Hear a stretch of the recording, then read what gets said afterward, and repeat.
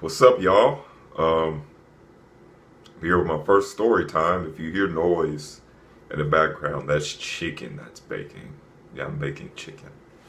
But this story time is going to be about my first weekend in college when a drunk girl tried to catch me slipping. Here, but this is how it happened. So I was a freshman in college, right? It was my first weekend there. And there was this black girl, and I'm just trying to describe her. There's this black girl, we're gonna name her Oatmeal. Gonna name her Oatmeal. Oatmeal was very thick, and that's why I'm naming her Oatmeal. Oatmeal had the behind, the cheeks that were like shaped like basketballs. Like that's how it's very hard to describe.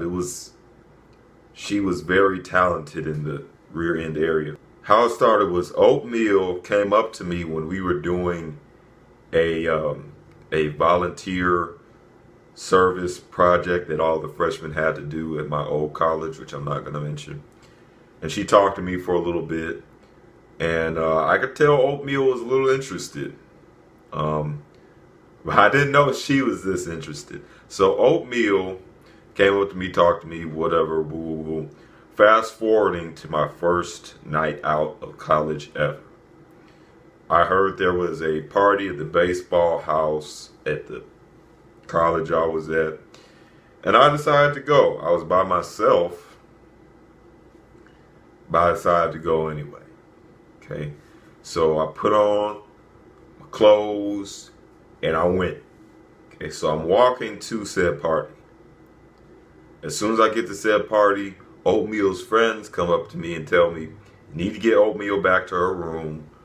Oatmeal almost got taken advantage of by a dude, and the dude, knew she was drunk. So please help her get back to her room safely. Now, Oatmeal was like piss drunk. Like, Oatmeal was beyond faded. Oatmeal was, completely gone. And they trusted me because they knew I was a cool dude, even though we only knew each other. We were only there at the school for like a day or two. I was the most popular guy, freshman at the time, because I have a deep voice. So, and I'm just a cool dude. So they trusted me. They trusted me to get Oatmeal back to her room.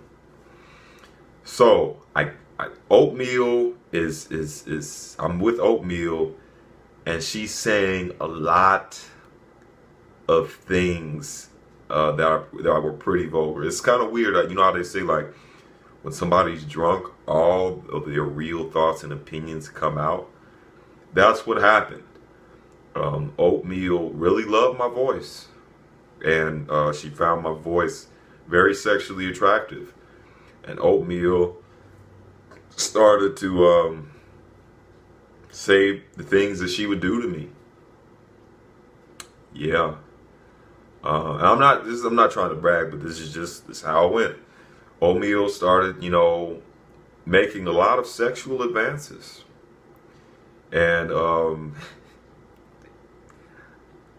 me and Oatmeal, I was walking Oatmeal back to her room because I said, no matter what, I'm gonna make sure Oatmeal gets back to her room. Her roommate was there. I'm gonna make sure she gets back to her room and that nothing happens to her.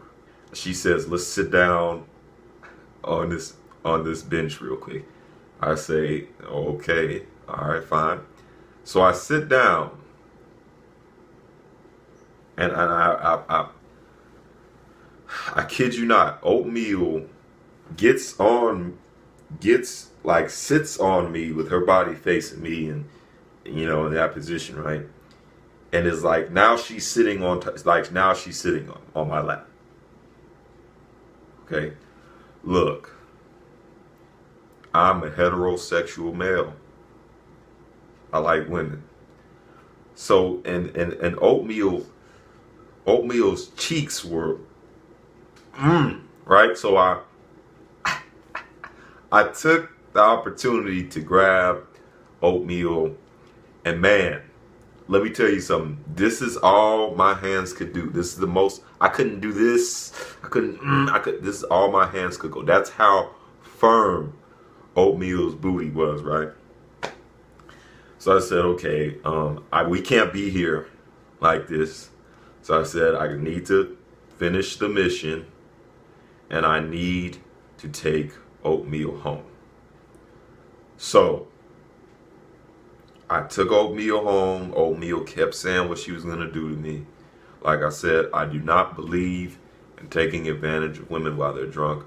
I don't believe in taking advantage of women at all, because it's not right. Okay, don't take advantage of women. So I took Oatmeal back to her room. It was a struggle, though, because Oatmeal was very persistent. And she kept trying to come back to my room. And if Oatmeal, if you ever watched this, yeah, you remember what happened. But anyway, well, no, she probably doesn't. But I took well, she does, because I told her what everything happened the next day. Anyway, took Oatmeal back to her room. Her roommate, she got her in. And yeah, Oatmeal kept trying to come back down. I kept having to tell Oatmeal no. So fast forwarding to the next day, Oatmeal,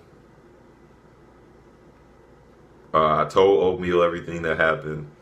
Oatmeal was very embarrassed. She's like, "Oh no, I hope your opinion of me doesn't change," which it did. I told her it didn't, but it did.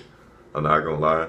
So she's like, "Ooh, I hope your opinion of me doesn't change." And then I told everybody what happened, and everybody liked me even more now because, you know, like I said, I'm a cool dude. I wouldn't do that to women, and yeah, so everybody liked me. And then the funny thing was, Oatmeal's friend told me, like a few days after that, that Oatmeal would not mind doing this, doing the things that she was saying that she would do to you while she was sober. And then I got the message there, you know. But anyway, Oatmeal, me and Oatmeal, it never did anything. It didn't work out because I kind of picked up a certain vibe from Oatmeal, and Oatmeal actually went around to participate in baby making activities with like quite a few other dudes, and that kind of really showed me why I made the choice I made. But that's it for my first story time, my first college experience. If you liked it, like it, share, comment, subscribe. I'm out.